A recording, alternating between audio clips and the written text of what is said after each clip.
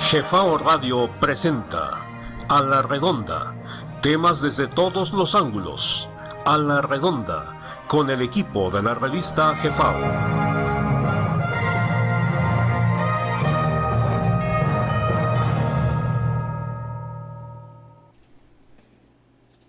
Muy buenas noches. Hoy es nuestro octavo programa A la Redonda, temas de todos los ángulos. En esta ocasión vamos a tratar el tema de presencia de lenguas de Anáhuac en otros lugares del mundo antiguo. Y como ya es costumbre, nos acompaña nuestro amigo, el ingeniero Saucedo. Buenas noches, Genaro. ¿Qué tal, Francisco? Buenas noches. Gracias por las invitaciones a seguir participando en estos programas de radio.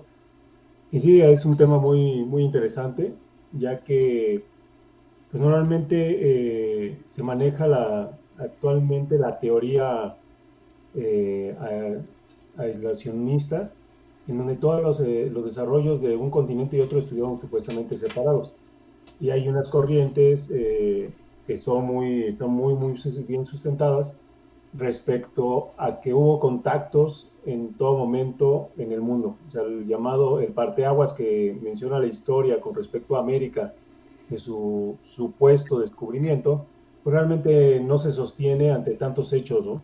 Hechos que hablan de culturas de hace 5,000 años, que tuvo intercambio con el continente de Anáhuac, hoy actualmente llamado América, y que da cabida a que no estuvo aislado nunca, y sin embargo hubo intercambios de toda índole, ¿no? Cultural, comercial, religioso, etcétera, y que sin ser arrogantes ni jactanciosos, sí hubo una preponderancia del continente de Anáhuac en cuanto a la influencia a diferentes culturas del mundo, ¿no? Así es.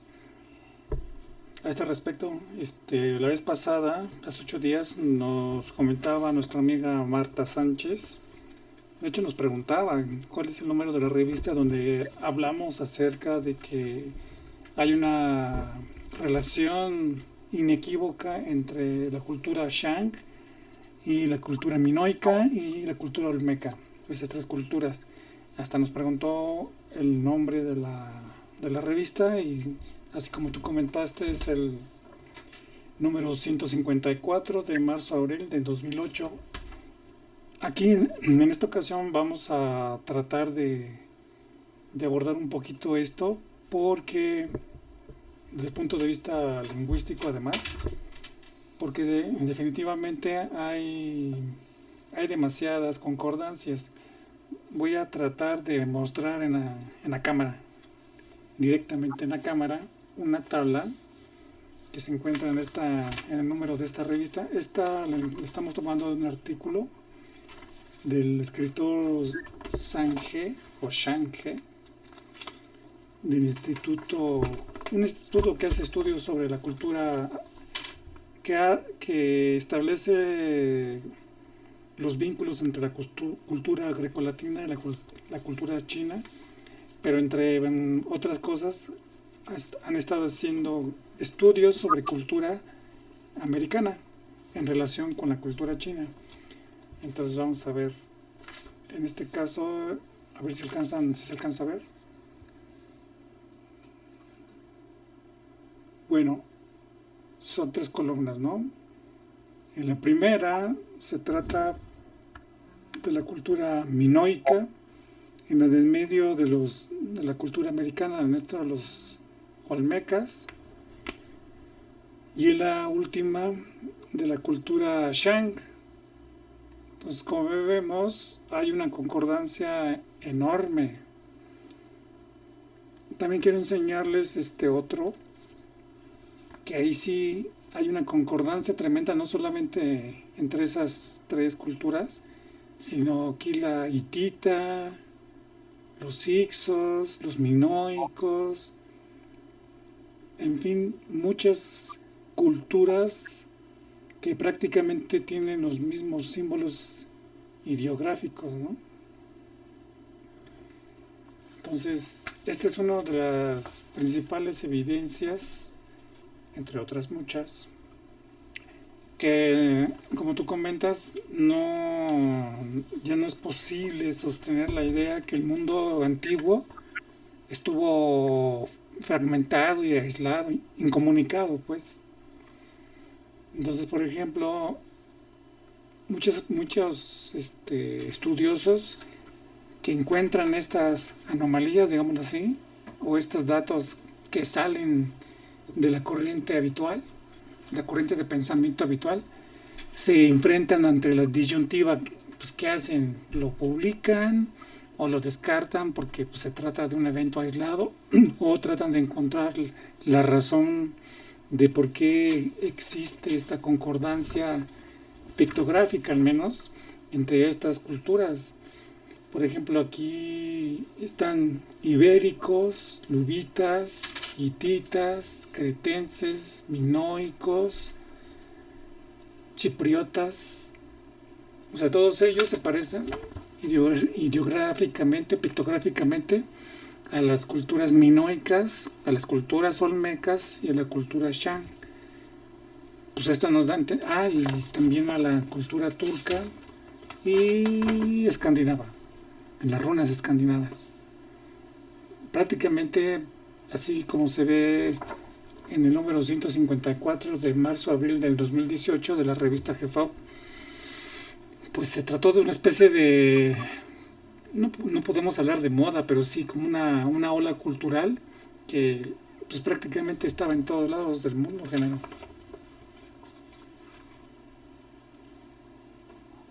Efectivamente, y ahí, como normalmente básico que hacemos el ejercicio de contextualizar las cosas, podemos ver que no solamente, ahorita en particular nos va a tocar el tema de hablar sobre el lenguaje, las similitudes lingüísticas. Tú como ahorita lo mostrabas en la serie de la escritura, los orígenes de la escritura propiamente y sus elementos comunes en culturas muy antiguas, pero encontramos en diferente información alrededor del mundo investigadores serios, institutos, a nivel de institutos también, no solamente gente que está aislada en cuanto a sus investigaciones, que hacen clasificaciones. Por ejemplo, podemos encontrar relaciones o correlaciones de carácter racial, aspectos de intercambios comerciales, en donde aparecen productos propios de una región en otra o características muy similares. Por ejemplo, el tema del jade con China. Hay en México, en el continente de América existía, tenían las mismas conceptualizaciones del uso del mismo que en China. En lo que son instituciones de gobierno, por ejemplo, en uno de nuestros números de la revista hablamos de que en el año más o menos 100 llegan a las costas de Normandía unas embarcaciones en las cuales describe uno de los autores de esa época romana, que hablaban un lenguaje que parecía que cantaban. Y después de eso se forma el triburato en Roma. Y es como algo parecido como que le llamaríamos la triple alianza, ¿no?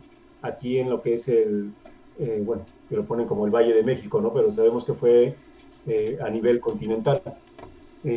Lo que es el tema de religión, también hay estudiosos en el área de India, en donde hacen muchas similitudes. Por ejemplo, Shiva con el señor Tezcatlipoca en cuanto a sus atributos de una fuerza destructora, principalmente un aspecto destructora, sin entrar a temas ahí que algunas otras corrientes de pensamiento en el mundo los han satanizado, pero realmente como un aspecto propio de la naturaleza, como una ley de la naturaleza en donde hay un proceso de renovación constante, y una de sus facetas es la destrucción, que algo comentábamos en la parte de lo que son las 4 grandes manifestaciones o fuerzas universales en el mundo de Anáhuac también. Y otros aspectos muy, muy interesantes en el tema de alimentos, ¿no? A veces algunos autores nos quieren hacer creer que pues una semilla se cayó en el mar, viajó miles de kilómetros y ya apareció. Voy a poner un ejemplo así, el coco originario de Asia, y porque esas semillas aparecieron en América, ¿no? no se descarta esa posibilidad realmente, pero ya cuando uno empieza a ver muchos productos, dices, no, pues aquí hubo algo distinto, y fue como el caso cuando llegan los invasores europeos y empiezan los españoles, o el reino español empieza a llevarse muchos productos al continente europeo que en teoría no los conocían, y que se empieza a producir en esos lugares. Pero en ese caso, pues fue una toma de productos, y se trasladaron intencionalmente para reproducirse o para producirse en esas latitudes. Así es. Aquí tenemos, por ejemplo, el dato sobre, ahorita les voy a platicar, el dato del idioma. Miren, la palabra, precisamente en esta revista, y una revista que comenta el ingeniero Saucedo, se menciona que muchos pueblos que habitaron en la cuenca del Mediterráneo y Medio Oriente tienen nombres específicos como los Ixos, escitas, etcétera, ¿no? Estuvo más al norte, más hacia los montes estos, Cáucaso. Pero, por ejemplo, en el caso de los Ixos, este número que, pues aquí lo tengo en la mano, el número 96, véanlo, año 2005, mayo-junio, número 96, menciona que la palabra Ixos proviene del náhuatl y significa los que están o crecen por encima de la basura. Bueno, hay una connotación real de este símbolo o de este nombre. Ustedes cuando han ido a Chiapas, hay unas palmeras que le llaman izotes. Allá en Chiapas le llaman izotes. Y esas palmeras tienen la peculiaridad de crecer encima de la basura. Y no solamente de la basura, sino principalmente también de la basura que está quemada. Entonces, profundizando un poco en la palabra los Ixos, significa literalmente eso, que no solamente los que están sobre la basura, sino los que prosperan a partir de las cenizas. O sea, vean el concepto profundo del náhuatl. O sea, los que prosperan. De hecho, la palabra fenicios significaría lo mismo. En una variante del náhuatl significa los que se levantan a partir de las cenizas. Por eso el ave fénix. El ave fénix es un ave mitológica, es símbolo de que cuando una cosa o algo termina, resurge a partir de sus propias cenizas. Eso significa la palabra fenicio y la palabra fénix, lo que se levanta, lo que se yergue a partir de las cenizas, está en náhuatl. Ahora, otro dato interesante, también tenemos los hititas, uno de los pueblos guerreros que sometieron a estos egipcios, ¿no? Y que tuvieron la peculiaridad de llevar toda una cultura, una revolución cultural a la cuenca del Mediterráneo. Y es por eso que estos pueblos se convirtieron en legendarios, ¿no?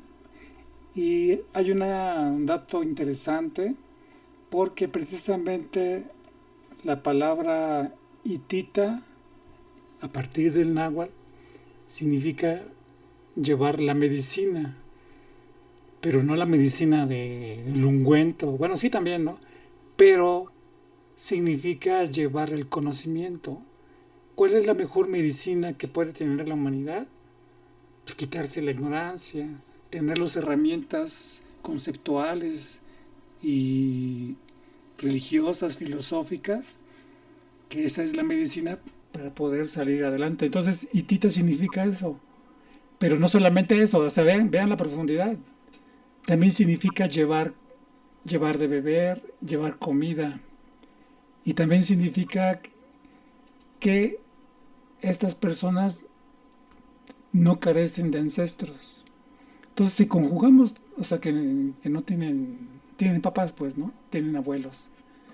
Entonces, significa que esta misión, la misión hitita, tuvo como finalidad llevar el conocimiento o la medicina, llevar los utensilios, las bebidas, las comidas, para nutrir al pueblo que estamos hablando de hace 3000 años antes de la era, en la época de los egipcios, estamos hablando de 2000, 3000 años antes de esta era, ¿no? Y entonces te dan, y los que llevan, los que aún tienen el sustento de sus padres. Entonces significa eso, significa esa misión hitita que los ancestros de los habitantes de esas regiones llevaron la medicina y los utensilios para prosperar, la comida.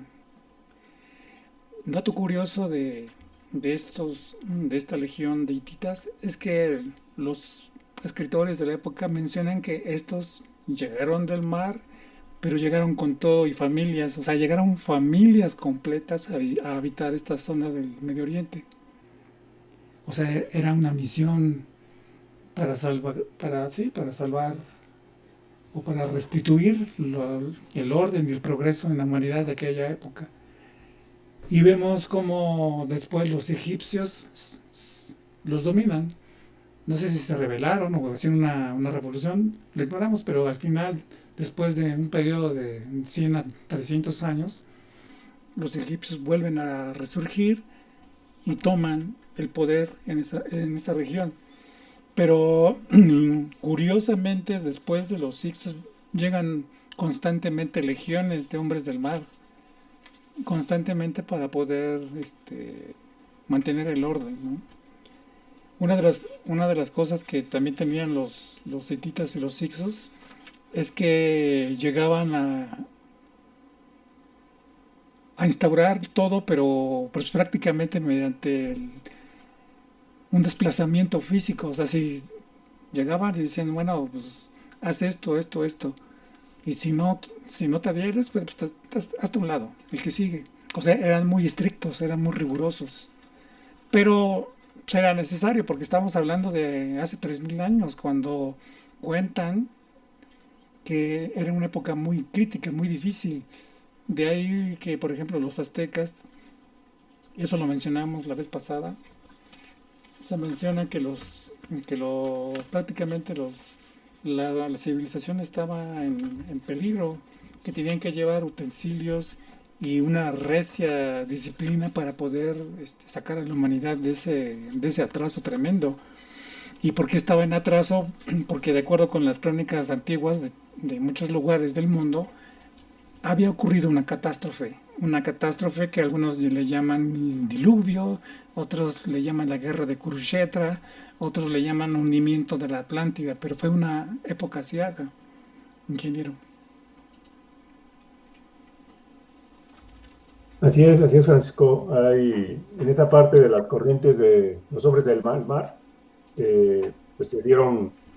Fue muy interesante esa época. Yo creo que ese es un tema para tocar en otro programa. Aquí a mí me gustaría hablar sobre la parte de que existen, realmente se ha comprobado que existen lenguas madre, ¿no?, en el mundo. Y tú de alguna manera cuando ahorita lo mencionaste, pues se veían como hay similitudes entre diferentes lenguas. Pero vamos a hacer un poquito de historia. De acuerdo al Ramayana, se da que se empieza a dar, que lo escribe Valmiki, más o menos creo en el siglo V de esta era, y menciona que llegaron a la zona de India los nagamayas. Una autora como Ruth Sotomayor, investigadora ecuatoriana, en uno de sus libros menciona que pues no propiamente la G no existe en esas latitudes, o sea, no se pronuncia como G, sino como más bien serían nahuatl mayas. Y los nahuatl mayas llegan a esas regiones del mundo y dan la civilización. De ahí también se expande a Acadia, a Sumeria, a Egipto. Y de acuerdo a esto, un investigador, un autor del libro Los mayas educadores del mundo, que es Magaloni, él hace un análisis muy interesante, ¿no? El conocedor del idioma maya, empieza a hacer esas similitudes en cuanto al origen de las palabras y cómo en el idioma maya se encuentra las raíces que a veces están extraviadas ya en otros lenguajes, y es el punto donde empecé, donde hay una lengua madre. O sea, sí tiene sentido. Y hay otra investigadora de origen italiano, radicada en Argentina, en la cual ella también llega a la misma conclusión. Entonces, quisiera mostrarles una parte del libro, el libro de Magaloni, en donde hace esa comparación o esa deducción. No sé ahorita si lo pueden apreciar. No sé si ahí ya lo pueden ver. Él en su libro de Magaloni y Duarte, habla, aquí es la parte, no sé si lo pueden ver. Voy a irme rápido a algunos ejemplos que él pone, muy interesantes. Esto, por eso les comentaba que nosotros nos enfocamos a buscar información en muchas fuentes. Y por ejemplo, él dice que preamericano, pone aquí el ejemplo, ¿no? Dice pa o va. Ahí hago un poquito de extensión en la palabra va o val.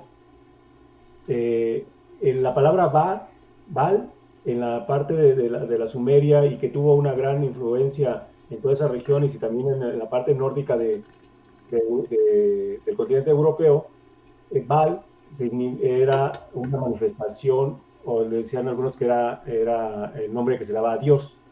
Y lo pueden encontrar, hay muchos significados en la parte en donde, pero veamos aquí la parte, ¿no? O sea, pa, que es una palabra que nosotros usamos en el español, decimos a nuestro padre pa, ¿no? En latín, Peter, y en inglés, father, ¿no? O sea, hay un cambio fonético. Entonces, en sueco, father, alemán, Walter, y en español, padre, ¿no? O sea, veamos que la partícula original está, como aquí lo llama él, en la parte preamericana, ¿no? Después da otra palabra, por ejemplo, tun, que en inglés es stone, o sea, significa piedra, en maya, tun significa piedra, en inglés stone, en sueco sten, en alemán stein. Tenemos el otro que es en maya hun, o sea, sabemos que como que el maya se pronuncia con una J suave, en latín unus, en inglés one, en francés une, y en español uno. Entonces, y aquí pues tenemos otra parte que, por ejemplo, en náhuatl es teot, en griego teos, en latín deus, pero también puede ser teus. O sea, acuérdense que a veces nosotros, actualmente hay gente que omite por su misma forma de hablar, omite ciertas, o junta mucho dos letras, o prácticamente desaparece alguna, ¿no? Es como decimos, en lugar de decir pues, algunos dicen pues. Esas desinencias o cambios fonéticos por usos y costumbres de las regiones, eso es muy bueno. Imaginemos en todo el mundo, ¿no? Francés Dieu, español Dios y chino Tao, ¿no? Entonces, maya o quechua, na o ma, que quiere decir madre, meter, en latín, español madre, inglés mother, en francés mer y en ruso mat, ¿no? Entonces aquí hace una pequeña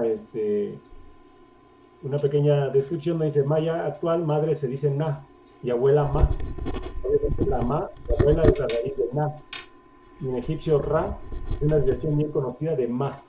O sea, Ra también como la máxima deidad o manifestación de lo divino en la zona de Egipto.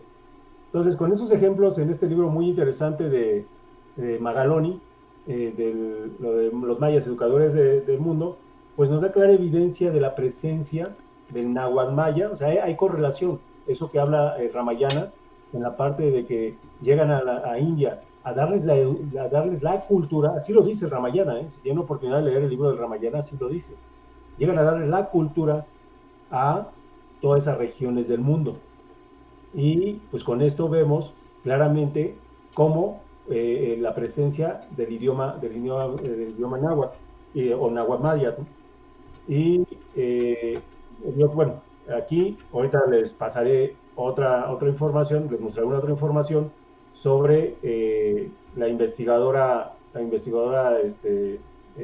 Tarifi, en donde habla sobre el aymara y el quechua con respecto a los orígenes del latín en el lenguaje etrusco, pero que el lenguaje etrusco nace como parte de, es una derivación, ella en sus investigaciones y conclusiones que llega, del quechua y del aymara.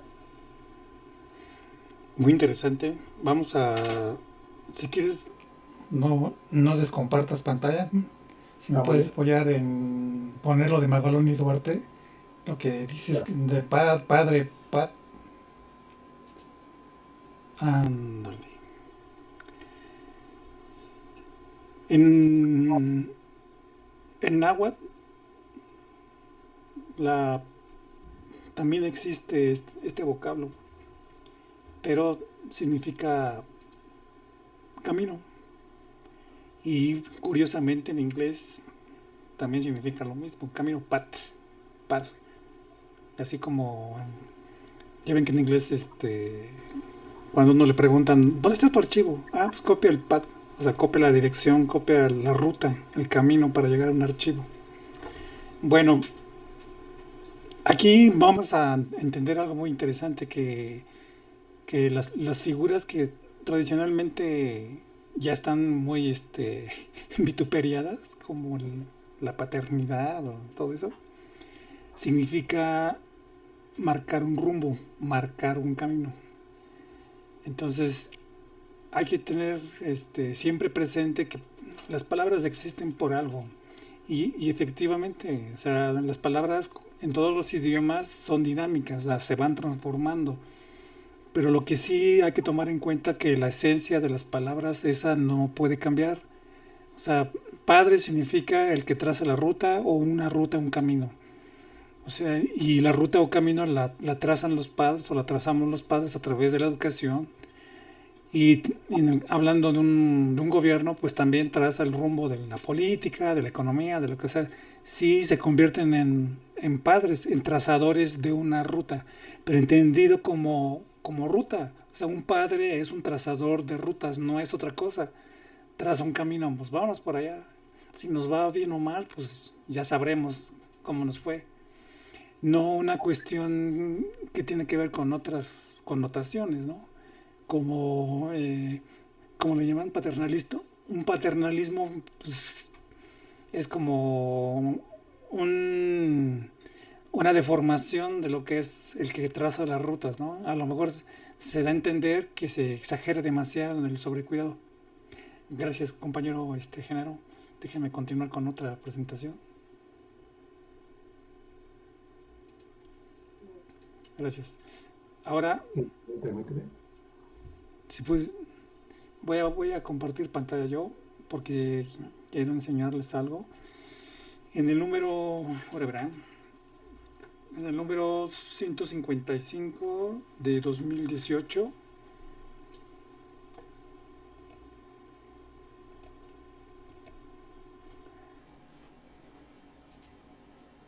en el número 155 del año 2018, se llama La expansión de las dinastías náhuatl, de mayo-junio 2018, número 155. Bueno, ¿por qué comparto esta pantalla? A ver si se puede ver un poquito más grande, si no, no importa. Bueno, hace 8 días hablábamos acerca de que los aztecas se consideraron a sí mismos como descendientes de la cultura atlante. Y de acuerdo con lo que comentaba el compañero Génaro, habla de una ruta, de un path. Bueno, aquí, donde está el mausito, ¿sí se ve el mausito? Ajá, perfecto. Hay varios símbolos.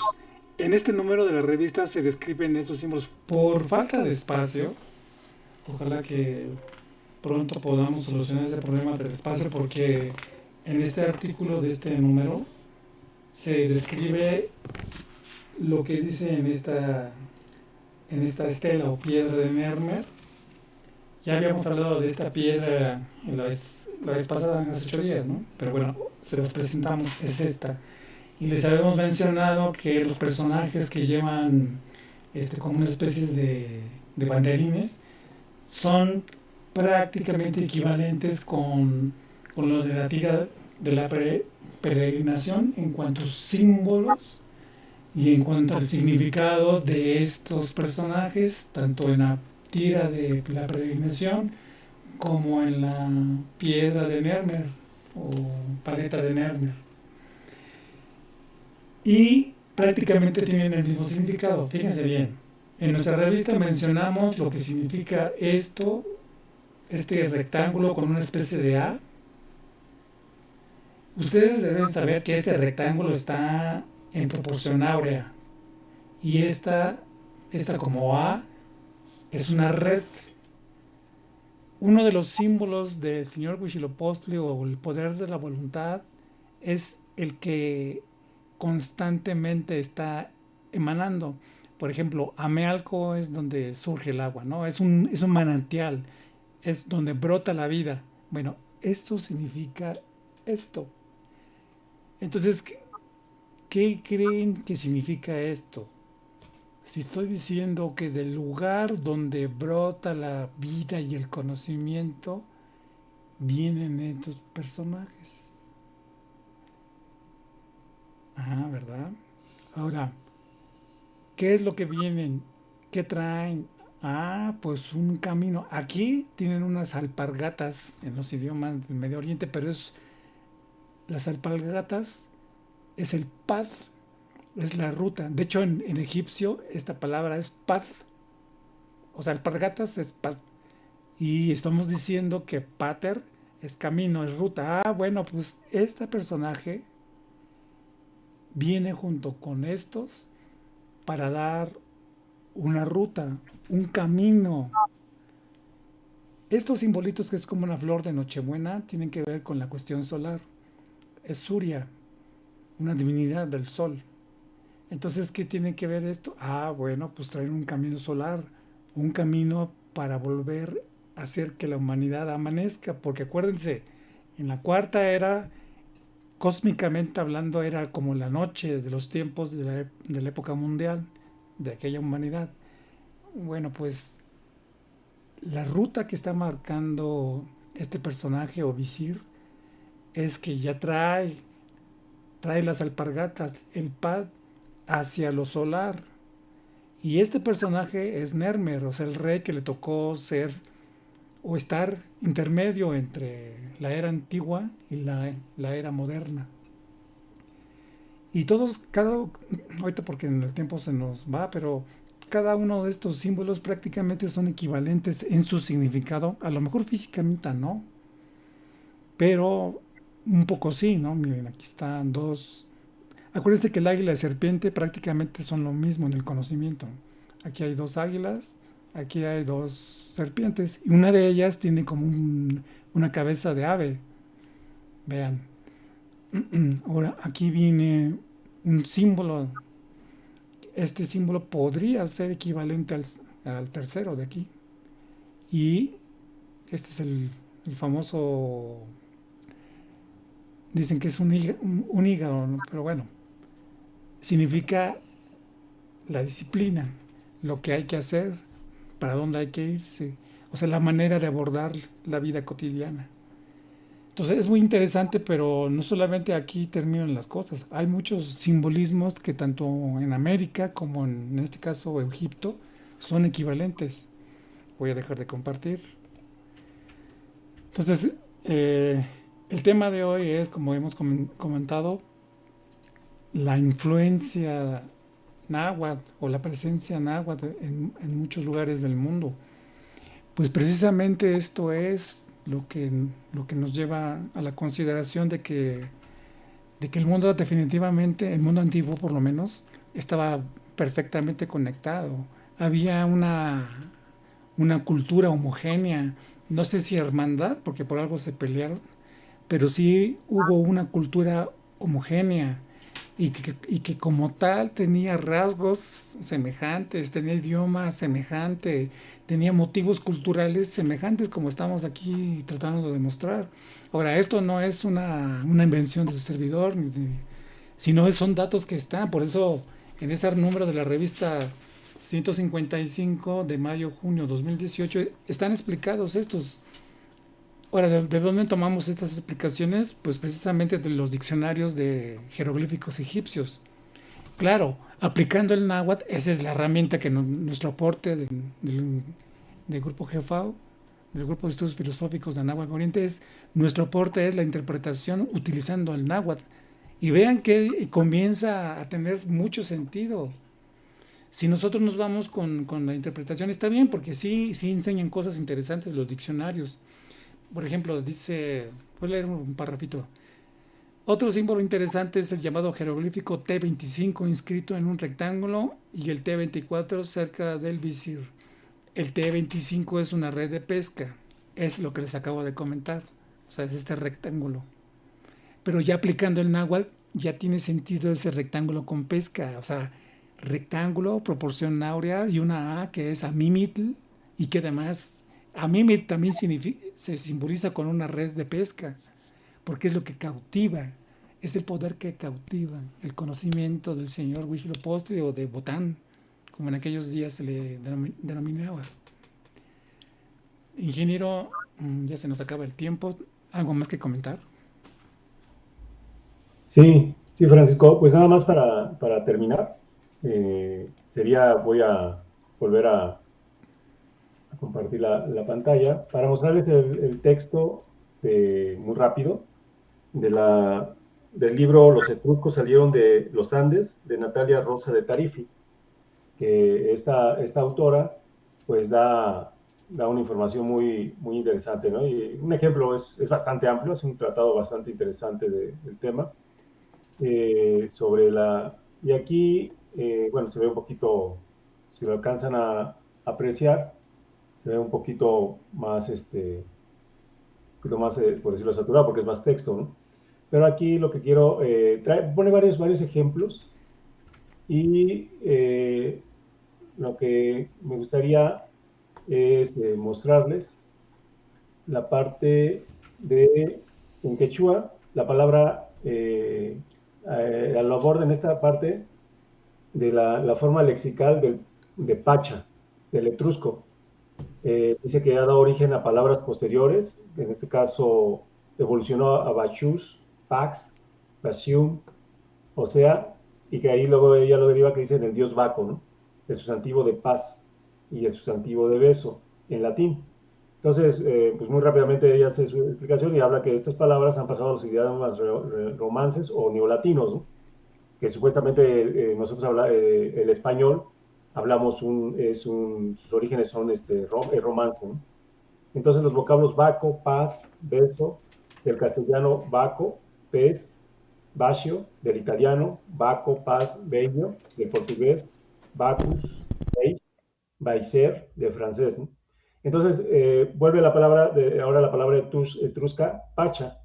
Dice, no se conoce el valor lexical, ha sido identificada con el significado de Dios, y hasta ahí se queda, ¿no? O sea, aquí hago un paréntesis o amplío el tema para ponerlo en contexto. Los etruscos son realmente los que fundan Roma.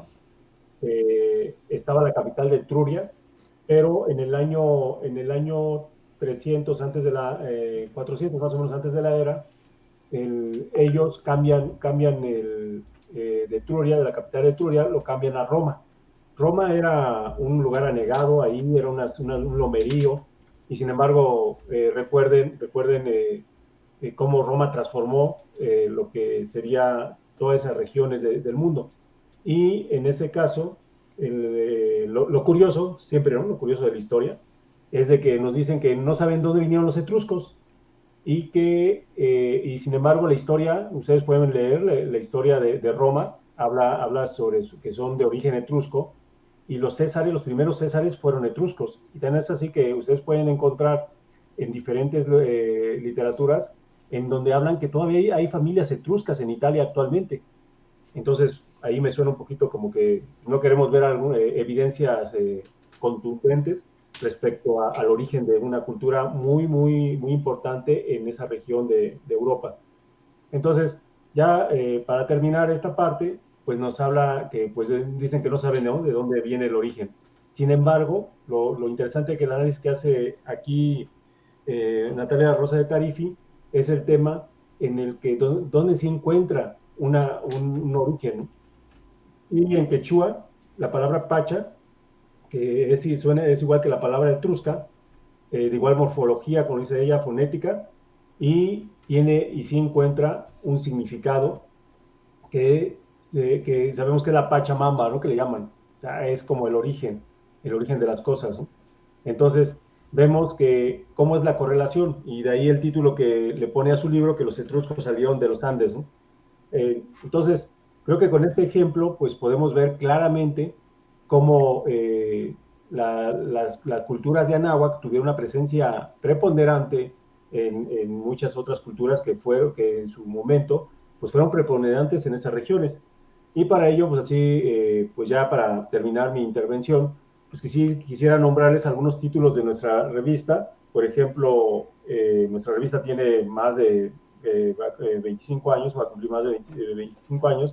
Por ejemplo, los aztecas comerciaron tabaco con los faraones, la isla británica fue colonia azteca, los mexicanos dioses de otras civilizaciones, viajes transoceánicos en la época azteca, el comercio mundial azteca, los movimientos culturales del Mediterráneo fueron aztecas, el legado cultural azteca al mundo, y pues algunos libros como estos que yo les mencionaba, que pueden encontrar datos. Hay un libro que me gustaría mencionarlo, que lo mencionamos en nuestras investigaciones, América, Crisol de las razas del mundo, ¿no?, de Alexander von Hundenau, en donde hace una recopilación de todas las estatuillas, esculturas, cómo hay muchísimas similitudes con respecto a la presencia del continente americano en todas sus latitudes, desde el norte al sur, en otras regiones del mundo. Entonces habrá tiempo para otros programas en donde podamos platicar y ahondar en más temas en particular sobre esto, pero pues vemos cómo la presencia de Nahuatl Maya en el mundo tuvo una influencia importante. Así es. Nos preguntan en redes sociales que por qué se comenta que el hígado es como una disciplina. Pues tiene razón, más que disciplina es el conocimiento que te lleva al desarrollo de la voluntad. ¿Se acuerdan que existe un mito mundial, porque también aquí en América está, del Prometeo? El Prometeo que roba el fuego de los dioses, ¿no? Y como castigo lo ponen en unas rocas o en un peñasco, un risco, y lo encadenan. Y los buitres todos los días le comen los hígados. Y en la noche se recupera y así está hasta que se libera. Pues eso significa, es el conocimiento de la liberación, el desarrollo de la voluntad, lo que rompe nuestras cadenas del mundo biológico. Es un poquito profundo. Si algún día ustedes tienen tiempo y ganas de profundizar, podemos hacer más programas, o si quieren alguna explicación más personalizada también pueden dejarnos sus comentarios. Si necesitan una asesoría específica, con mucho gusto, un curso también podemos dar, y lo pueden dejar en la caja de comentarios. Entonces, no sé si haya más preguntas.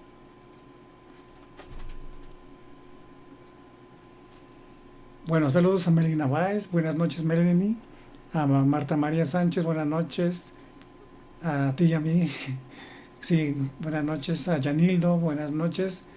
Dice Marta María, aún en nuestro momento actual hay palabras de meditación que son universales como el OM o aún y sirven para despertar conciencia. Sí, efectivamente, el Magaloni, en su libro ese de Educadores del Mundo, y también el mayista Domingo Paredes, mencionan esta partícula que es de origen maya. Ellos definen esa idea, o sea, maya, por lo tanto es maya náhuatl, por lo tanto es afín a nosotros. Y sí, tiene que ver con lo que usted comenta. Dice la Biblia, al principio el verbo se hizo hombre. Sí, las ideas, según todas las corrientes del mundo, las ideas universales están y provienen del origen universal de todo, pero después tienden a materializarse por interacción con las cuatro potencias divinas. Cuando interactúan estas potencias divinas empieza la creación material de todas las cosas, entre ellas el ser humano, el hombre. Y efectivamente primero existe ahí como idea y después se transforma en hecho a través de esas potencias, en este caso como ser humano o hombre. Solo el conocimiento nos convierte en seres humanos, hombres. Efectivamente, señora Marta María, solo el conocimiento nos convierte en hombres. Y aquí cabe aclarar que la palabra hombre no significa varón, sino que significa los dos, significa varón y mujer.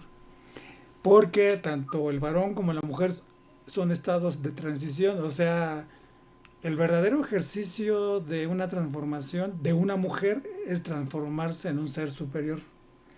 El verdadero ejercicio de un varón o un hombre es transformarse en un ser superior. Ese ser superior es el hombre.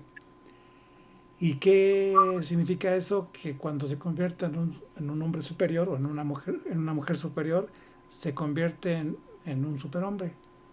En un ángel, pues, para darme a entender, se convierte en ángel. Acuérdense que el lenguaje popular o la sabiduría popular dice que los ángeles no tienen espalda y no tienen género.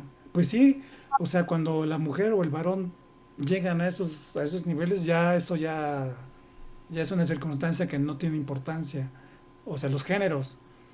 Entonces, si alguien nace como mujer, qué bueno que se sienta mujer. Y si nace como varón, qué bueno que se sienta varón. Pero su deber es superar esa condición. O sea, todos, varones y hembras, o mujeres y varones, debemos superar la condición con la cual nacimos y convertirnos en un ser superior. Abandonar esa limitante, porque esa modalidad nos limita mucho. O sea, nos pone a pelear y un montón de cosas, nos hace muy trágicos o muy violentos. Son modalidades biológicas, hay que superarlas y llegar a ese punto donde no importan los géneros. Pero eso es una cuestión de la superación a través de la voluntad. No crean que es un decreto que dijo ahí un gobierno, no, eso no funciona. La realidad es que los decretos que hacen los seres humanos no sirven en esa cuestión. Sirve para otras cosas, pero para esas cuestiones no funciona. Dice Marta María Sánchez, por eso se dice que al principio del conocimiento llegó de Occidente. Ah, sí, pues Oc. ¿Saben dónde está la tierra de Oc? Si yo vivo en Europa, la tierra de Oc está del otro lado del Atlántico. Realmente el Occidente es aquí. Sí, tiene razón, o sea, Oc es aquí. Y no ahí antes de toda era. Claudia Soto, buenas noches, Claudia Soto Ortiz. ¿Por qué el hígado? Ah, sí, ya hemos comentado por qué.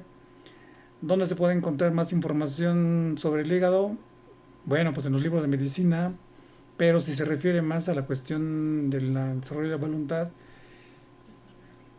Ah, del punto de vista náhuatl. Sí, fíjense que hay un personaje que se llamó Tlacaelel y los traducen como el enojón, por aquello del hígado, ¿no?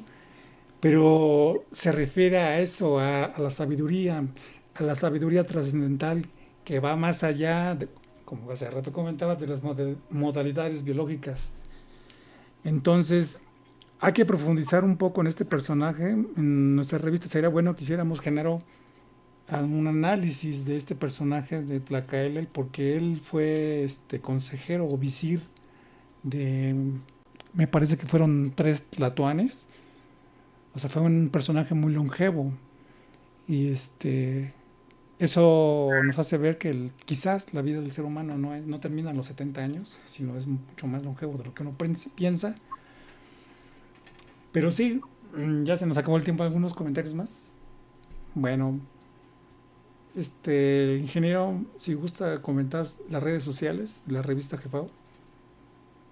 Claro que sí, Francisco, pues nos pueden encontrar en Facebook, en YouTube, tenemos la de Radio Jefao, tenemos el canal de Radio Jefao, tenemos el canal de la misma página de Revista Jefao en YouTube, tenemos en Spotify, todos estos programas los subimos a Spotify, también aquellos que utilicen esta plataforma, pues también pueden escucharlo ahí. Nuestra página, propiamente, www.revistajefao.com.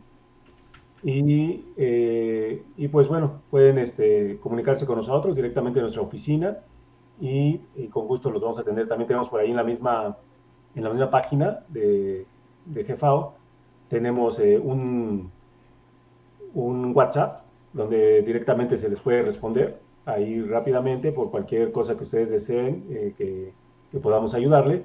Estamos ahí gustosos de brindarles información. Así es. Muchas gracias a todas las personas que nos escucharon a través de las redes sociales. Y por mi parte es todo. Hasta la próxima.